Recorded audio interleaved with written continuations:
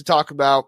Got some win totals in in the Big Ten from FanDuel. FanDuel went ahead and put out this information. I'm just going to go ahead and read all of them really fast. I was going to try to put this on the screen, but there was really no good way of doing it. So, you get what you get. Don't throw a fit. But Ohio State with 10.5, Oregon with 10.5, Michigan and Penn State both at 9.5, Iowa, Maryland, Nebraska, USC, and Washington all at 7.5. Rutgers, Wisconsin are both at 6.5. Illinois, Indiana, Michigan State, Northwestern, UCLA all at 5.5. Minnesota and Purdue are at 4.5. So Spartan Dog, we'll start with you here. What teams, and try to refrain from your team, we'll talk about your team in a minute, but what teams stick out to you in a good way, a bad way, like, hey, this is way too low, or like, oh, this is way too high, or whatever? What kind of stuck out to you here, Spartan Dog? I think there's going to be some good value on the Rutgers over. I think Rutgers is a team that, Schiano's been there. I think this is year 4, year 4 of the second Schiano experience. He's really got it rolling. I think they played really well last year. Their schedule isn't one of the harder ones in the Big Ten. They kind of got off a little easy. So I think when you're looking at it over 6.5, I think is a pretty safe bet for Rutgers. I think 7-5 isn't out of the question for them. In terms of too high, man, UCLA and Purdue. I mean, they're in bad spots. UCLA is probably one of the worst spots in the conference coming in. Definitely among the newcomers and in the conference overall. I mean, they have an absolutely brutal schedule. They have to play Penn State, Ohio State, and they have to play LSU in non-conference. So I that's not a recipe for success. I can't see them getting that 6th win. I really can't. Yeah, it's going to be a brutal schedule for sure. So, Alec, your thoughts? Yeah, honestly, I like the Rutgers one too, because I don't think they play, if we're going to call them the Big Four, the teams list, in the power rankings right now, the top 4 in the Big Ten are Oregon, Ohio State, Michigan, Penn State. I don't think they play any of them, or they only play one or something like that. So I think they won 6. They made a bowl game. They won 6 games last year. I think they could easily grab another one this year. You said Washington was 7.5, right? Yeah. Yes. Yeah. That's like they replace 22 of 24 starters. They play Michigan. They go to Iowa. They play USC. They go to Penn State. They go to Oregon. And they also play UCLA, who is hit or miss. And they go to Rutgers, which might be a little troubling for them. I would maybe take the under on Washington. I could see them maybe going 7-5 this year. They have a bunch of tough road games.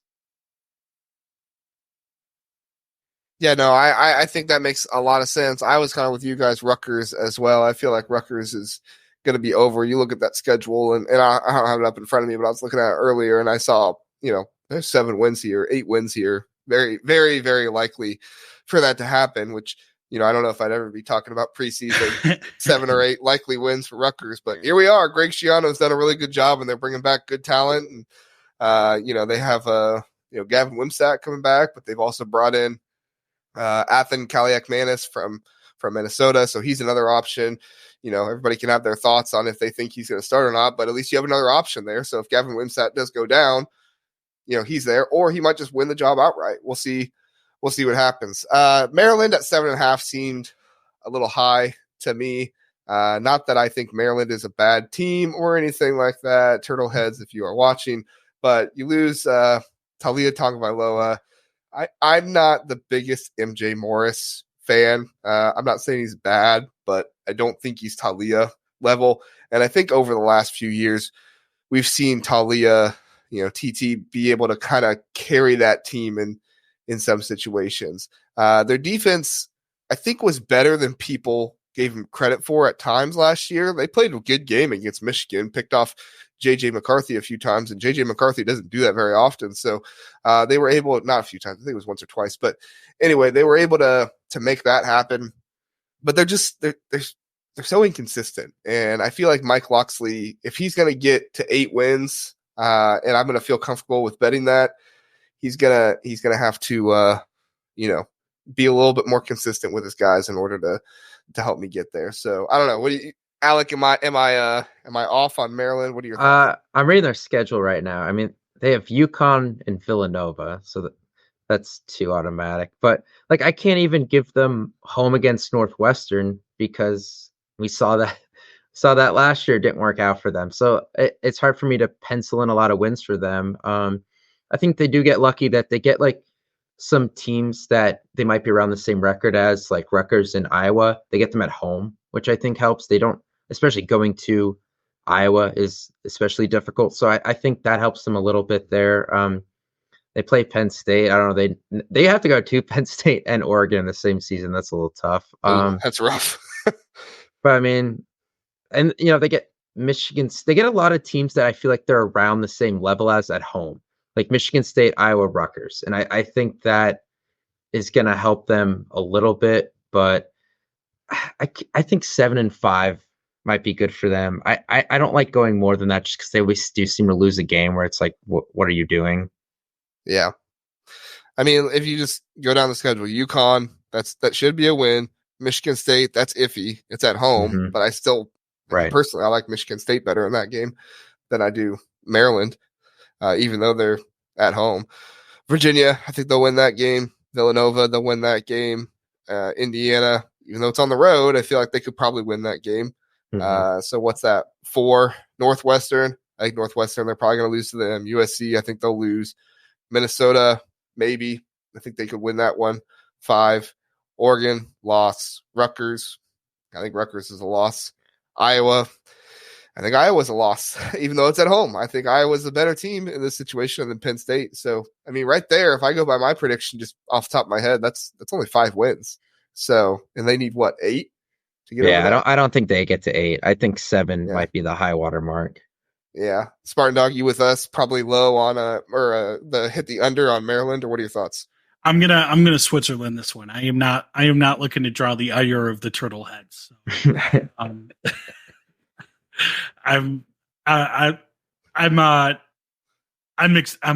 excluding myself from this narrative.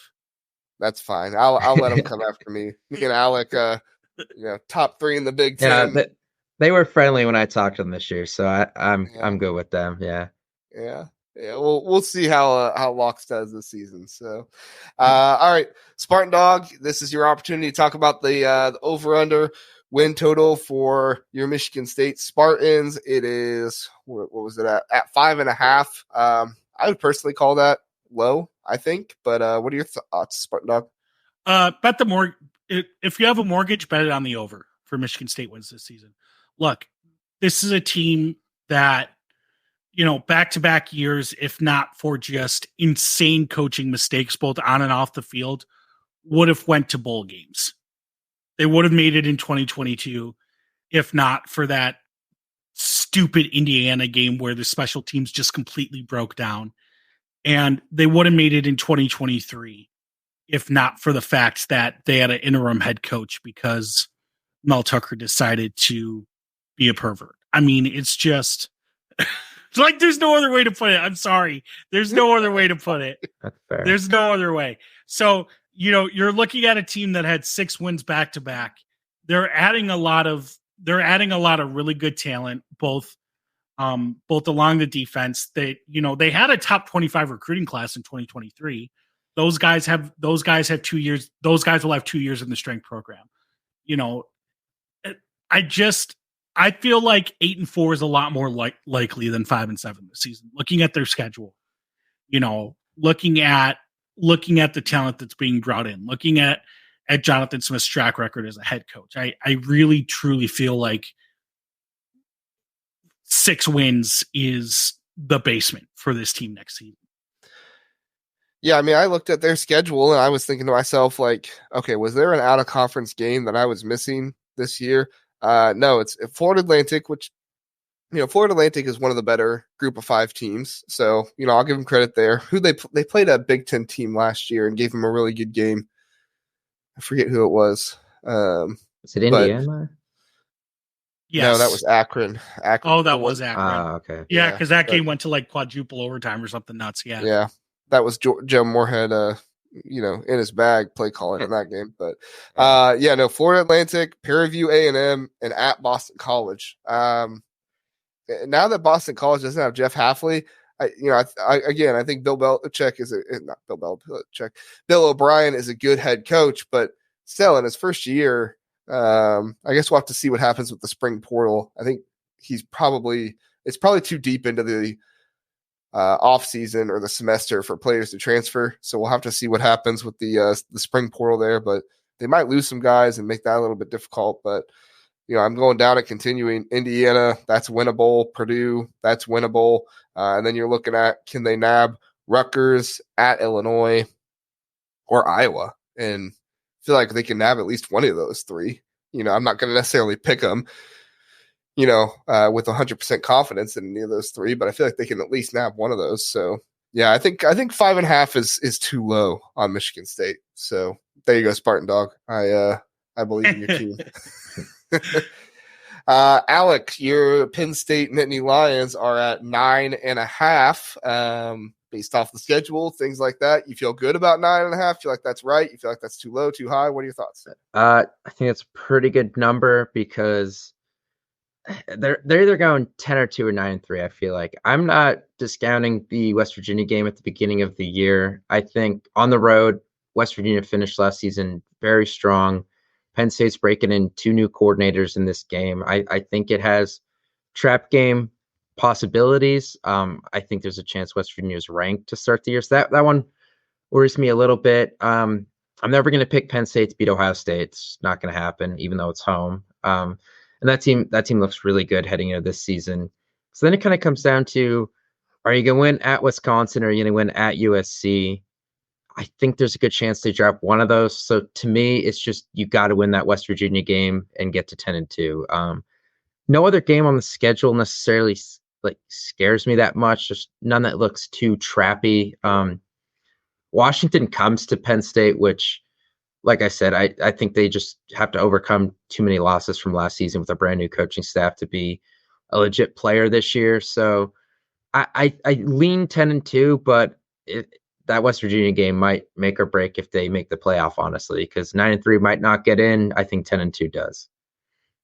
That's crazy. First game of the season could be make or break. I could see a scenario where you win both the Wisconsin and the USC game. I mean, USC is at 7.5 right now.